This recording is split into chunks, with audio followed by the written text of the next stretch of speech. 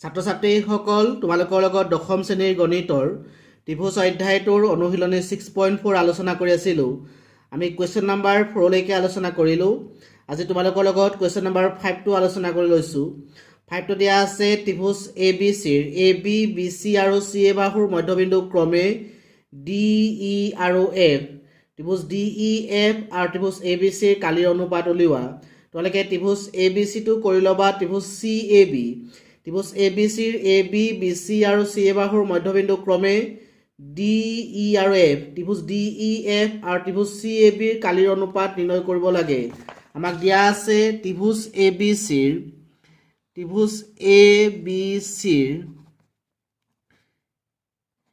AB, BC আৰু CA বাহুৰ মধ্যবিন্দু ক্ৰমে DE আৰু F। ত্ৰিভুজ DEFৰ কালি আৰু ত্ৰিভুজ CABৰ কালিৰ অনুপাত নিৰ্ণয় কৰিব লাগে।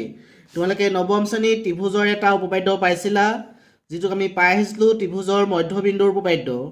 ধৰা হ'ল ABC এটা ত্ৰিভুজ। ত্ৰিভুজৰ দুটা বাহুৰ মধ্যবিন্দু সংযোগী ৰেখাখণ্ড সদায় তৃতীয় বাহুৰ সমান্তৰাল আৰু মাপত তাৰ আধা। যদি AB বাহুৰ মধ্যবিন্দু P, AC বাহুৰ মধ্যবিন্দু Q, তেন্তে আমি পাম মধ্যবিন্দুৰ উপপাদ্য মতে PQ সমান্তৰাল BC।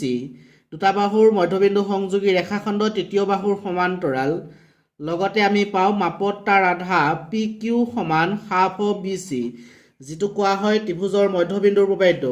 আৰু সেইটো ব্যৱহাৰ কৰি আমি এই অংকটো সমাধান কৰিম। আমি যদি D আৰু E মধ্যবিন্দু তুলনা কৰি চাওঁ, D আৰু মধ্যবিন্দুৰ সাপেক্ষে ৰেখাখণ্ড পাম DE, তেতিয়া DE সমান্তৰাল হৈ যাব AC। DE সমান্তৰাল AC, এইটোকে আমি পঢ়িব পাৰোঁ DE সমান্তৰাল AF। DE সমান্তৰাল AF, যিহেতু AF ৰেখাখণ্ড ACৰ ওপৰত আছে, গতিকে আমি পঢ়িব পাৰোঁ DE সমান্তৰাল AF। আৰু কোনোবাই পঢ়িব পাৰা DE সমান্তৰাল CF। মই পঢ়িছোঁ DE সমান্তৰাল AF। লগতে মাপত তাৰ আধা DE সমান হাফ অফ AC। এইবাৰ যদি মই E আৰু F মধ্যবিন্দু তুলনা কৰি চাওঁ, E আৰু F মধ্যবিন্দুৰ সাপেক্ষে আমি পাম EF সমান্তৰাল AB। দুটা বাহুৰ মধ্যবিন্দু সংযোগী ৰেখাখণ্ড তৃতীয় বাহুৰ সমান্তৰাল, বা EF সমান্তৰাল মই পঢ়িছোঁ AD। যিহেতু মই ইয়াত AF পঢ়িছোঁ, সেইকাৰণে ইয়াতো পঢ়িছোঁ EF সমান্তৰাল AD। আৰু কোনোবাই পঢ়িব পৰা EF সমান্তৰাল BD। লগতে EF সমান হাফ অফ AB। আমি DE মধ্যবিন্দু হিচাপে লৈ পালোঁ DE সমান্তৰাল AF আৰু DE সমান হাফ অফ AC। EF মধ্যবিন্দু লৈ পালোঁ EF সমান্তৰাল AD আৰু EF সমান হাফ অফ AD। আমি যদি এতিয়া EF সমান্তৰাল AD আৰু DE সমান্তৰাল AF তুলনা কৰি চাওঁ, এই দুটা যদি তুলনা কৰা, EF সমান্তৰাল AD, EF সমান্তৰাল AD, আৰু লগতে DE সমান্তৰাল AF, DE সমান্তৰাল AF, এই যদি চতুৰ্ভুজটো চোৱা, এই চতুৰ্ভুজটোৰ ক্ষেত্ৰত EF সমান্তৰাল AD আৰু DE সমান্তৰাল AF হৈ আছে। তোমালোকে জানা, যেতিয়া এটা চতুৰ্ভুজৰ বিপৰীত বাহু দুযোৰ পৰস্পৰ সমান্তৰাল হয়, তেতিয়া সেই চতুৰ্ভুজটো হৈ যায় সামান্তৰিক। গতিকে আমি EF সমান্তৰাল AD আৰু DE সমান্তৰাল AFৰ পৰা পাম ADEF এটা সামান্তৰিক। ADEF এটা সামান্তৰিক। একেদৰে আমি লিখিব পাৰোঁ DBEF সামান্তৰিক আৰু DECF সামান্তৰিক। DEF সামান্তৰিক দেখুৱালোঁ, আৰু একেদৰে লিখিছোঁ DBEF আৰু DECF সামান্তৰিক। গতিকে আমাৰ এই ত্ৰিভুজটোত তিনিটা সামান্তৰিক পোৱা গ'ল। প্ৰথমটো আমি দেখুৱালোঁ ADEF, আৰু একেদৰে লিখিছোঁ DBEF আৰু DECF সামান্তৰিক। এতিয়া আমি নিৰ্ণয় কৰিবলৈ গৈছোঁ ত্ৰিভুজ DEFৰ কালিৰ সৈতে ত্ৰিভুজ CABৰ কালিৰ অনুপাত। আমি প্ৰথমতে ত্ৰিভুজ DEF আৰু ত্ৰিভুজ CAB সদৃশ কৰিম, তেতিয়া আমি পাই যাম সদৃশ ত্ৰিভুজৰ কালিৰ অনুপাত। এতিয়া চোৱা, DEF আমি যদি A কোণটো লওঁ, তেতিয়া তাৰ বিপৰীতে পাম এংগুল A। এই দুটা ব্যৱহাৰ কৰিলে আমি লিখিব পাৰিম এংগুল DEF সমান এংগুল A। এইটো হৈছে কিহৰ কাৰণে? ADEF সামান্তৰিকৰ বিপৰীত কোণ। ADEF সমান্তৰিকৰ বিপৰীত কোণ তাৰপিছত আমি লিখিব পাৰোঁ এংগুল DFE সমান এংগুল B এতিয়া চোৱা DFE লগত এংগুল B সমান এটো হৈছে DBEF সমান্তৰিকৰ বিপৰীত কোণ এটো হৈ গ'ল DBEF সমান্তৰিকৰ বিপৰীত কোণ এংগুল DEF সমান এংগুল A ADEF সমান্তৰিকৰ বিপৰীত কোণ এংগুল DFE সমান এংগুল B DBEF সমান্তৰিকৰ বিপৰীত কোণ এটাকে AA সাদৃশ্য চৰ্তমতে ত্ৰিভুজ DEF সদিক ত্ৰিভুজ CAB আৰু সদিক হলে আমি কালি অনুপাত পাম area of ট্ৰায়াঙ্গল DEF divided by area of triangle CAB ইয়াক আমি লিখিব পাৰো DE by CA whole square আগতে পাইছা দুটা সদিক ত্ৰিভুজৰ কালিৰ অনুপাত ইহতৰ বাহুবোৰৰ অনুপাতৰ বৰ্গৰ সমান মই মাত্ৰ এজোৰ বাহু লিখিছো DE by CA whole square এখিনতে পাইছলা DE সমান half of AC গতিকে আমি DE ঠাইত বহুৱাই দিব পাৰিম half of AC CA মানে AC গতিকে আমি লিখিছো half of AC by AC whole square AC cancel গ'ল থাকিলে 1 by 2 whole square 1 ক বৰ্গ কৰিলে পাম 1 বৰ্গ কৰিলে পাম 4 গতিকে আমি ত্ৰিভুজ DEF আৰু ত্ৰিভুজ CAB ৰ কালিৰ অনুপাত পালো 1:4 এতিয়া সলিউশনটো চোৱা চিত্ত ত্ৰিভুজ ABC ত্ৰিভুজ ABC AB BC আৰু CA বাহুৰ মধ্যবিন্দু DE আৰু F ত্ৰিভুজ DEF আৰু ত্ৰিভুজ CAB ৰ কালিৰ অনুপাত নিৰ্ণয় কৰিব লাগে ত্ৰিভুজৰ মধ্যবিন্দুৰ উপপাদ্য ব্যৱহাৰ কৰি আমি প্ৰথম লৈছো ত্ৰিভুজ ABC D আৰু E ক্ৰমে AB আৰু BC বাহুৰ মধ্যবিন্দু D আৰু E ক্ৰমে AB আৰু BC ৰ মধ্যবিন্দু এটাকে DE সমান্তৰাল AC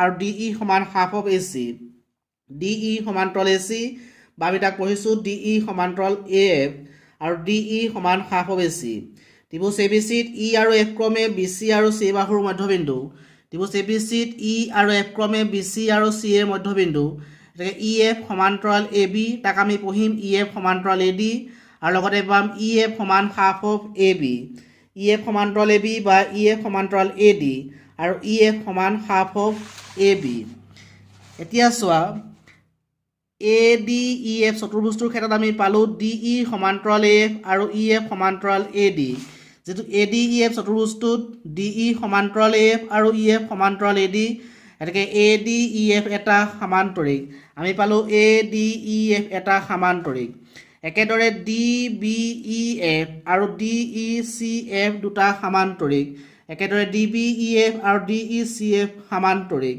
এটা আমি লৈছো ত্ৰিভুজ DEF আৰু ত্ৰিভুজ CAB এংগুল DEF সমান এংগুল A এটা আমি কৰ পৰা পাইছো ADEF সমান্তৰিকৰ বিপৰীত কোণ এংগুল DFE সমান এংগুল B এংগুল DFE সমান এংগুল B এটো কোৱা হৈছে DBEF সমান্তৰিকৰ বিপৰীত কোণ এটাকে AA সাদৃশ্য চৰ্তমতে ত্ৰিভুজ DEF সদিক ত্ৰিভুজ CAB এটা আমি পাই যাম ত্ৰিভুজ দুটাৰ কালিৰ অনুপাত ত্ৰিভুজ DEF ৰ কালি ডিভাইডেড বাই ত্ৰিভুজ CAB ৰ কালি আমি লিখিব পাৰো DE by CA whole square আমি পাইছিলো DE সমান half of AC গতিকে DE ঠাইত বহুৱাই দিয়া হৈছে half of AC ব্ৰেকেটত লিখি দিছো যেহেতু DE সমান half of AC AC cancel গ'ল থাকিলে 1 by 2 whole square 1 by 2 whole square মানে 1 ক বৰ্গ কৰিলে 1 2 ক বৰ্গ কৰিলে 4 গতিকে আমি অনুপাত পাম 1:4 ত্ৰিভুজ DEF আৰু ত্ৰিভুজ CAB ৰ কালিৰ অনুপাত হ'ব 1:4 মই লৈছো কোৱেশ্চন নম্বৰ 6 প্ৰমাণ কৰা যে দুটা সদিক ত্ৰিভুজৰ কালিৰ অনুপাত সিহঁতৰ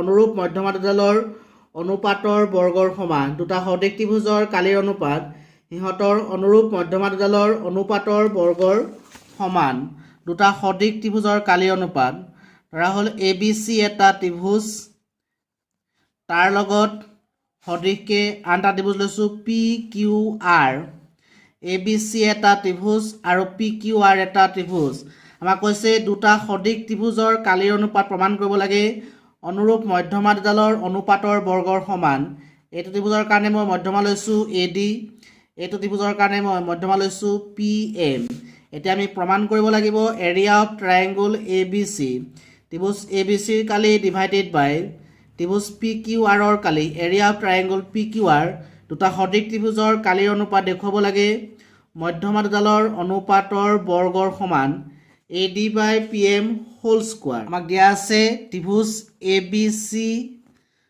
সদিশ ত্ৰিভুজ PQR। এটা ত্ৰিভুজ সদিশ হোৱাৰ কাৰণে আমি লিখিব পাৰোঁ AB বাই PQ সমান BC বাই QR। আমাক লাগে AD বাই PM। আমি যদি এই বাওঁফালৰ ত্ৰিভুজটোৰ লগত ইয়াৰ বাওঁফালৰ ত্ৰিভুজটো সদিশ কৰিব পাৰোঁ তেতিয়া AD আৰু PMৰ অনুপাত পাম। এতিয়া আমি ত্ৰিভুজ ABC সদিশ ত্ৰিভুজ PQR হোৱাৰ কাৰণে পাইছোঁ AB বাই PQ সমান BC বাই QR। যেহেতু DBCৰ মধ্যবিন্দু গতিকে BD সমান হ'ব হাফ অফ BC আৰু MQRৰ মধ্যবিন্দু QM সমান হ'ব হাফ অফ QR। যদি আমি আমাৰ সুবিধাৰ কাৰণে AB বাই PQ সমান লিখিও half of BC by half of QR তেতিয়া আমি হাফ অফ BC ঠাইত বহাব পাৰিম BD, হাফ অফ QR ঠাইত বহাব পাৰিম QM। গতিকে আমি লিখিছোঁ AB বাই PQ সমান হাফ অফ BC মানে বহুৱাই দিছোঁ BD, হাফ অফ QR মানে লিখিছোঁ QM।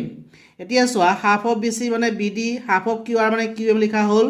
ইয়াত আমি লিখি দিব লাগিব যিহেতু D আৰু M ক্ৰমে BC আৰু QRৰ মধ্যবিন্দু, কাৰণ D মধ্যবিন্দু হ'লেহে হাফ অফ BC মানে বহিব BD আৰু M মধ্যবিন্দু হ'লে হাফ অফ QR মানে বহিব QM। এতিয়া আমি পালোঁ AB বাই PQ সমান BD বাই QM। বাওঁফালৰ ত্ৰিভুজটোৰ লগত ইয়াৰ বাওঁফালৰ ত্ৰিভুজটো সদিশ কৰিবৰ কাৰণে আমি পাইছোঁ AB বাই PQ সমান BD বাই QM। যেহেতু ডাঙৰ ত্ৰিভুজ দুটা সদিশ হৈ আছে অৰ্থাৎ ত্ৰিভুজ ABC সদিশ ত্ৰিভুজ PQR হৈ আছে, ইয়াৰ পৰা আমি আৰু লিখিব পাৰোঁ এংগুল B সমান এংগুল Q। যেহেতু ত্ৰিভুজ ABC সদিশ ত্ৰিভুজ PQR এতেকে এংগুল B সমান এংগুল Q আৰু আমি পাইছোঁ AB বাই PQ সমান BD বাই QM। ইয়াত লিখিব পাৰোঁ AB বাই PQ সমান BD by QM। AB by PQ সমান BD বাই QM আৰু এংগুল B সমান এংগুল Q হ'লে এই দুটা ব্যৱহাৰ কৰি আমি SS সাদৃশ্য চৰ্তমতে ত্ৰিভুজ ABD সদিশ দেখাব পাৰোঁ ত্ৰিভুজ PQM। ত্ৰিভুজ ABD সদিশ ত্ৰিভুজ দেখাব পাৰিম PQM আৰু এই দুটা সদিশ হ'লে আমি লিখিব পাৰিম AB বাই PQ সমান AD by PM। 6.3 অনুশীলনীৰ question number 16 দিয়া আছিলে ABC আৰু PQR দুটা সদিশ ত্ৰিভুজ AD আৰু PM দুডাল মধ্যমা হ'লে প্ৰমাণ কৰা যে AB বাই PQ সমান AD বাই PM। গতিকে তোমালোকে প্ৰমাণটোৰ আৰম্ভণিৰ পৰা এইখিনিলৈকে কৰিলে 6.3 অনুশীলনীৰ কুৱেশ্যন নম্বৰ 16টোৰ সমাধান হৈ যাব AB বাই PQ সমান AD বাই PM। আমাক কিন্তু 6.4 অনুশীলনী দেখুৱাবলৈ কৈছে ত্ৰিভুজ দুটাৰ কালিৰ অনুপাত মধ্যমা দুডালৰ অনুপাতৰ বৰ্গৰ সমান আৰু 6.3 16টো দিয়া আছে AB বাই PQ সমান AD বাই PM। আমি এইখিনিলৈকে কৰিলে 6.3 অনুশীলনীৰ কুৱেশ্যন নম্বৰ 16টোৰ সমাধান শেষ হ'ব। তাৰপিছত আমি এইটো প্ৰমাণ কৰিবৰ কাৰণে লিখিম যিহেতু ত্ৰিভুজ ABC সদিশ ত্ৰিভুজ PQR আমাক দিয়া আছিলে ABC লগত PQR সদিশ, এতেকে এৰিয়া অফ ট্ৰায়েংগল ABC ত্ৰিভুজ ABCৰ কালি ডিভাইডেড বাই ত্ৰিভুজ PQRৰ কালি area of triangle ABC divided by area of triangle PQR equal লিখিব পাৰোঁ AB by PQ whole square, কাৰণ দুটা সদিশ ত্ৰিভুজৰ কালিৰ অনুপাত অনুৰূপ বাহুৰ অনুপাতৰ বৰ্গৰ সমান। কিন্তু AB বাই PQ সমান AD বাই PM, গতিকে AB by PQ whole square আমি লিখিব পাৰিম AD by PM whole square. দুটা সদিশ ত্ৰিভুজৰ কালিৰ অনুপাত অনুৰূপ মধ্যমা দুডালৰ অনুপাতৰ বৰ্গৰ সমান। এতিয়া 6 নম্বৰৰ সলিউশ্যনটো চোৱা ABC আৰু PQR দুটা সদিশ ত্ৰিভুজ AD আৰু PM ক্ৰমে ত্ৰিভুজ দুটাৰ মধ্যমা প্ৰমাণ কৰিব লাগে যে ত্ৰিভুজ ABCৰ কালি ডিভাইডেড বাই ত্ৰিভুজ PQRৰ কালি সমান AD by PM whole square. সেইটোকে লিখা হৈছে ABC আৰু PQR দুটা সদিশ ত্ৰিভুজ AD আৰু PM ক্ৰমে ত্ৰিভুজ ABC আৰু ত্ৰিভুজ PQRৰ মধ্যমা প্ৰমাণ কৰিব লাগে যে ত্ৰিভুজ ABCৰ কালি ডিভাইডেড বাই ত্ৰিভুজ PQRৰ কালি সমান AD by PM whole square. প্ৰমাণটো লিখিছোঁ যিহেতু ত্ৰিভুজ ABC সদিশ ত্ৰিভুজ PQR এতেকে AB বাই PQ সমান BC বাই QR সদিশ ত্ৰিভুজৰ অনুৰূপ অংশ।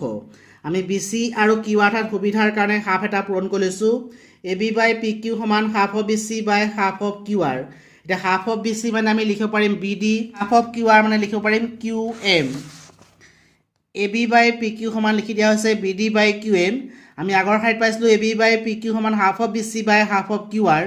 হাফ অফ BC ঠাইত লিখা হ'ল BD আৰু হাফ অফ QR ঠাইত লিখা হ'ল QM।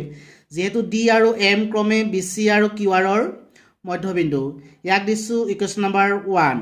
এতিয়া আমি লৈছোঁ ত্ৰিভুজ ABD আৰু ত্ৰিভুজ PQMত AB বাই PQ সমান BD বাই QM 1ৰ পৰা, আৰু এই ত্ৰিভুজ দুটাৰ ক্ষেত্ৰত আমি পাম এংগুল B সমান এংগুল Q। ইয়াৰ কাৰণটো হৈছে যেহেতু ডাঙৰ ত্ৰিভুজ দুটা সদৃশ আছিলে, ত্ৰিভুজ ABC সদৃশ ত্ৰিভুজ PQR, এটাকে SAS সাদৃশ্য চৰ্তমতে ত্ৰিভুজ ABD সদৃশ ত্ৰিভুজ PQM।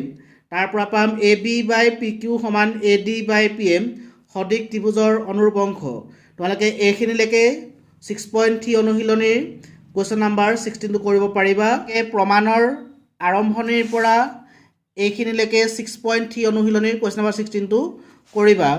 যেহেতু ত্ৰিভুজ ABC সদৃশ ত্ৰিভুজ PQR, এটাকে ত্ৰিভুজ ABC কালি ডিভাইডেড বাই ত্ৰিভুজ PQR কালি সমান AB by PQ whole square. AB by PQ ঠাইত বহুৱাই দিব পাৰিম AD by PM, AD by PM whole square. AD by PM সমান AB বাই PQ আছিলে ইকুৱেশ্যন নম্বৰ 2 কাৰণে লিখা হৈছে 2ৰ পৰা। গতিকে আমি পালোঁ ত্ৰিভুজ ABC কালি ডিভাইডেড বাই ত্ৰিভুজ PQR কালি সমান AD by PM whole square. Equation number 7, প্ৰমাণ কৰা যে এটা বৰ্গৰ এটা বাহুৰ ওপৰত গঠিত এটা সমবাহু ত্ৰিভুজৰ কালি বৰ্গটোৰ এটা কৰ্ণৰ ওপৰত গঠিত সমবাহু ত্ৰিভুজটোৰ কালিৰ আধা। আমাক এটা কৈছে এটা বৰ্গৰ এটা বাহুৰ ওপৰত গঠিত সমবাহু ত্ৰিভুজটোৰ কালি এটা কৰ্ণৰ ওপৰত গঠিত সমবাহু ত্ৰিভুজটোৰ কালিৰ আধা। মই ABCD এটা বৰ্গ লৈছোঁ আৰু ABCD বৰ্গটোৰ CD বাহুৰ ওপৰত DCE এটা সমবাহু ত্ৰিভুজ, BD কৰ্ণৰ ওপৰত BDF এটা সমবাহু ত্ৰিভুজ লৈছোঁ। এতিয়া প্ৰমাণ কৰিব লাগে ত্ৰিভুজ DEC কালি সমান হাফ অফ ত্ৰিভুজ BDFৰ কালি বাহুটোৰ ওপৰত গঠিত সমবাহু ত্ৰিভুজটোৰ কালি কৰ্ণৰ ওপৰত অংকন কৰা সমবাহু ত্ৰিভুজটোৰ কালিৰ আধা। সেইকাৰণে বিশেষত চোৱা ABCD এটা বৰ্গ, বৰ্গটোৰ DC বাহুৰ ওপৰত DEC আৰু BD কৰ্ণৰ ওপৰত BDF দুটা সমবাহু ত্ৰিভুজ, বৰ্গটোৰ DC বাহুৰ ওপৰত DEC আৰু BD কৰ্ণৰ ওপৰত BDF দুটা সমবাহু ত্ৰিভুজ। প্ৰমাণ কৰিব লাগে যে ত্ৰিভুজ DECৰ কালি অৰ্থাৎ বাহুটোৰ ওপৰত অংকন কৰা ত্ৰিভুজটোৰ কালি সমান হাফ অফ ত্ৰিভুজ DBFৰ কালি কৰ্ণৰ ওপৰত অংকন কৰা ত্ৰিভুজটোৰ কালিৰ আধা। এতিয়া প্ৰথমতে আমি ত্ৰিভুজ DEC আৰু ত্ৰিভুজ DBF সদৃশ কৰিম। এইটো ত্ৰিভুজ DEC আৰু ত্ৰিভুজ DBF সমবাহু, গতিকে এই ত্ৰিভুজ দুটাৰ প্ৰতিটো কোণৰ মাপ হৈ যাব 60 ডিগ্ৰী। সেইকাৰণে আমি লৈছোঁ ত্ৰিভুজ DEC আৰু ত্ৰিভুজ DBFত এংগুল DEC সমান এংগুল DBF হ'ব 60 ডিগ্ৰী, এংগুল DCE সমান এংগুল DFB হ'ব 60 ডিগ্ৰী, কাৰণ সমবাহু ত্ৰিভুজৰ প্ৰতিটো কোণৰ মাপ 60 ডিগ্ৰী। এটাকে AA সাদৃশ্য চৰ্তমতে ত্ৰিভুজ DEC সদৃশ ত্ৰিভুজ DBF। এতিয়া আমি উলিয়াম ত্ৰিভুজ DEC কালি ডিভাইডেড বাই ত্ৰিভুজ DBFৰ কালি। DEC কালি ডিভাইডেড বাই ত্ৰিভুজ DBFৰ কালি সমান DC by DF whole square. DC by DF whole square মানে আমি লিখিব পাৰোঁ DC square by DF square. ত্ৰিভুজ DEC কালি ডিভাইডেড বাই ত্ৰিভুজ DBFৰ কালি is equal DC square by DB square. সেইটো সমবাহু ত্ৰিভুজৰ প্ৰতিটো বাহুৰ দিশ সমান, গতিকে ত্ৰিভুজ DBFত DF সমান হৈ যাব DB। সেইকাৰণে লিখা হৈছে যিহেতু DB সমান DF। ত্ৰিভুজ DEC কালি ডিভাইডেড বাই ত্ৰিভুজ DBFৰ কালি সমান DC square by DB square ঠাই লিখা হৈছে DC স্কোৱাৰ যোগ BC স্কোৱাৰ। তোমালোকে ডায়েগ্ৰামটো চালে গম পাবা ত্ৰিভুজ DBFত এংগুল C 90 ডিগ্ৰী হৈ আছে, তাৰ কাৰণে আমি পাম পাইথাগোৰাছৰ উপপাদ্য DB square equal DC square যোগ BC স্কোৱাৰ। আৰু যিহেতু বৰ্গৰ বাহুবোৰ সমান, গতিকে DC ঠাইত BC বা BC ঠাইত DC বহুৱাব পাৰোঁ। আমাৰ যিহেতু DC স্কোৱাৰ আছে, গতিকে মই বহুৱাই দিছোঁ BC ঠাইত DC, যিহেতু DC সমান BC। ত্ৰিভুজ DEC কালি ডিভাইডেড বাই ত্ৰিভুজ DBFৰ কালি পালোঁ DC স্কোৱাৰ বাই DC স্কোৱাৰ যোগ DC স্কোৱাৰ, আৰু DC স্কোৱাৰ যোগ DC স্কোৱাৰ মানে পাম টুৱাইচ DC স্কোৱাৰ। DC স্কোৱাৰে এই DC স্কোৱাৰে কেঞ্চেল যোৱাৰ পিছত থাকিব হাফ। ত্ৰিভুজ DEC কালি ডিভাইডেড বাই ত্ৰিভুজ DBFৰ কালি সমান হাফ, আৰু ক্ৰছ প্ৰডাক্ট কৰিলে পাম ত্ৰিভুজ DEC কালি সমান হাফ ইনটু ত্ৰিভুজ DBFৰ কালি। ছাত্ৰীসকল তোমালোকে 6.4 অনুশীলনীৰ প্ৰতিটো প্ৰশ্ন ভালদৰে অভ্যাস কৰিবা।